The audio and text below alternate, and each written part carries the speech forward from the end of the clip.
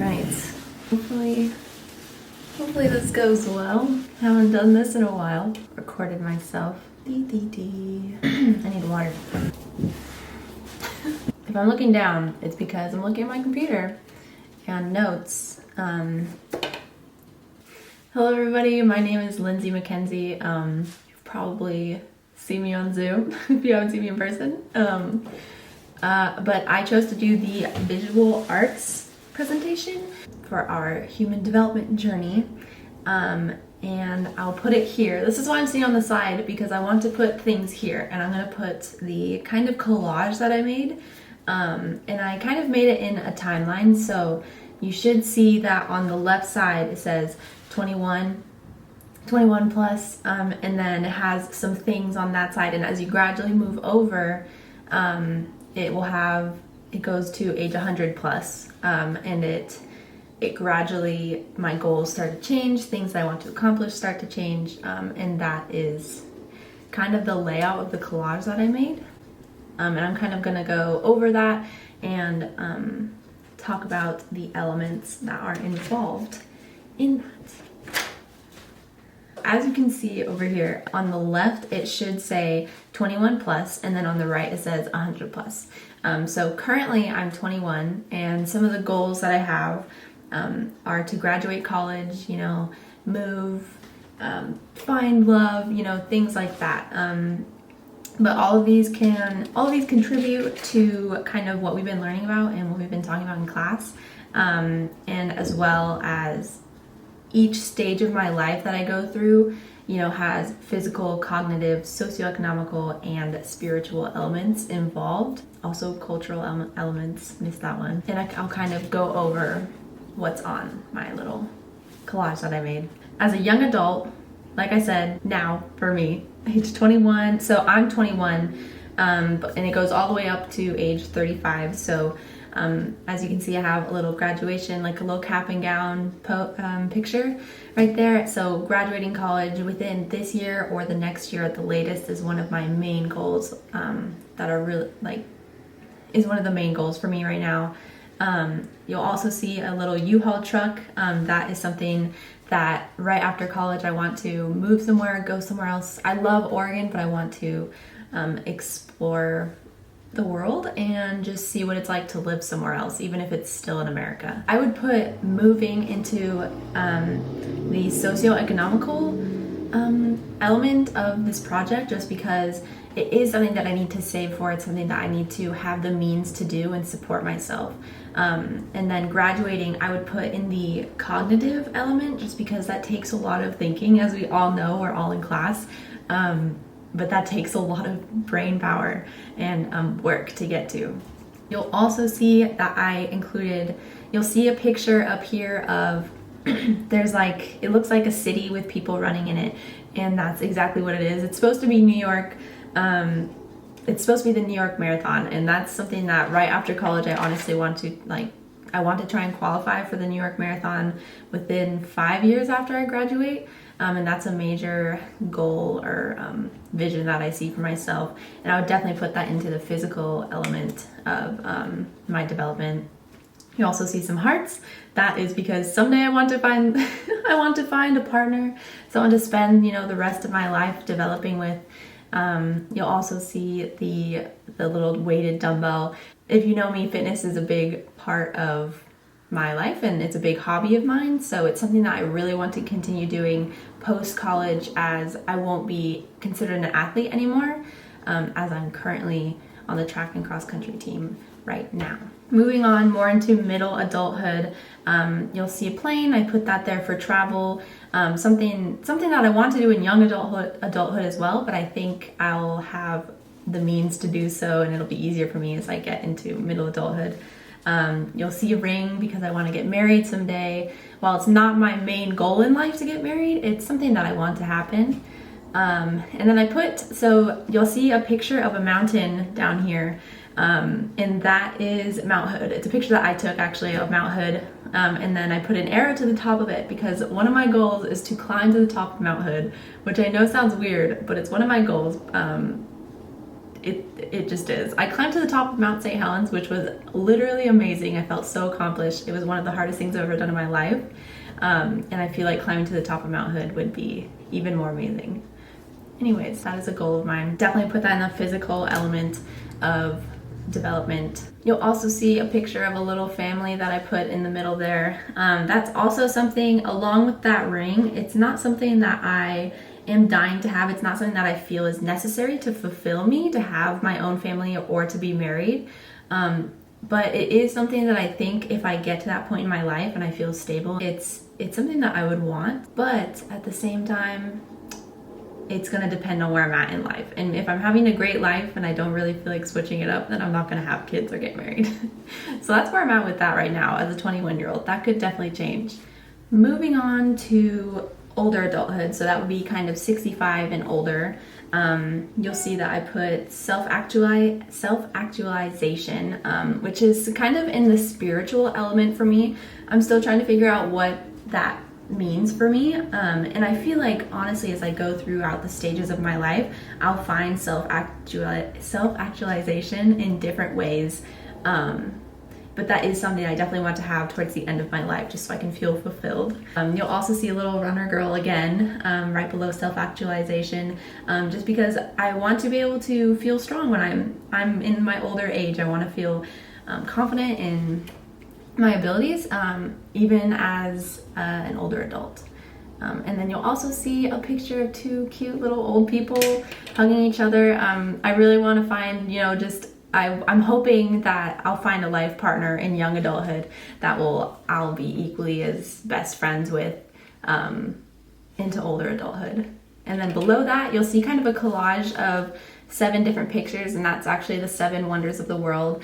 And one of my main goals in life, just throughout my life, is to see the 7 wonders of the world. I don't care how long it takes, but I want to do it before I die, because I think that would be absolutely amazing. Just looking at these pictures, they're so beautiful. And then I also feel like it's just a super cool accomplishment and something cool to say you did in your life. So that is something that I would like to do. And then below that, you'll see a little money stack, because I'm hoping that by the time I'm in my older adulthood, the goal is to have this accomplishment in middle adulthood and even young adulthood if something happens amazing. But I want to be very financially stable, so it's not something I have to worry about. I want to work as an older adult just because I feel like it forces me to interact, it forces me to keep my mind sharp, and then at the same time I'm making money. And so I'm hoping that I'll be able to stay financially stable. It won't be something I have to worry about in older adulthood, and I can take care of, whether that's my family that I have, or my parents, or my brother,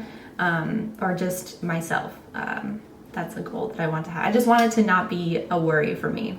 Hopefully I'll have the privilege of that. So that's basically the overview of my my collage that I chose to do for the journey that my life is going to be. But throughout that, I also applied some theories from our book as well as from some journals that I looked up, and I'm going to explain those now and how it involves my collage that I made. So one theory that is found in the book, and as well as I found some journals to support this, but the ecological systems theory is one that I think applies to every aspect of my life. And so the definition from the book is this: views the person as developing within a complex system of relationships affected by multiple levels of the surrounding environment.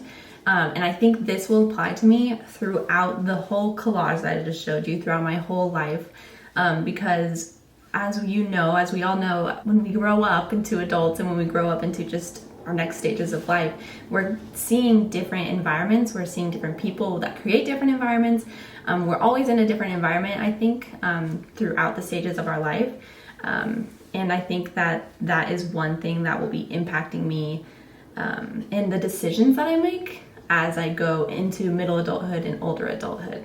And this theory was suggested by Yuri Bronfenbrenner. He is a Russian-born American psychologist, and he came up with this theory in 1974. So when I look into middle adulthood, some of the things that I expect to happen, or not expect to happen, but might happen for me, is midlife crises, as we've discussed.